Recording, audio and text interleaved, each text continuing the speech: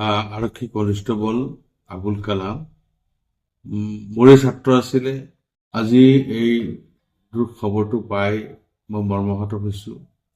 মই ভবা নাছিলো যে ল'ৰাজনৰ অকাল মৃত্যু হ'ব। নিয়তিৰ বিধান, এক্সিডেণ্ট হৈ ল'ৰাটো মৃত্যুবৰণ কৰিলে। গতিকে আল্লাহ তালাই আবুল কালামক স্বৰ্গবাসী কৰক, তাৰে কামনা কৰিছোঁ। আৰু মই ৰাতিপুৱাই তাৰ ঘৰলৈ যাম, শব্দটো পৰিয়ালবৰ্গক সমবেদনা জ্ঞাপন কৰিবলৈ। গতিকে আপোনালোকৰ চেনেলৰ জৰিয়তেও মই পৰিয়ালক সমবেদনা জ্ঞাপন কৰিছোঁ, ধৈৰ্য ধাৰণ কৰাৰ কাৰণে আহ্বান জনাইছোঁ। আল্লাহ মানুহৰ মংগলৰ কাৰণে সকলো কৰে। গতিকে নিশ্চিতভাৱে আয়ু তাৰ ইমান দিন আছিলে আৰু সেইকেইদিনেই সি জীয়াই আছিল।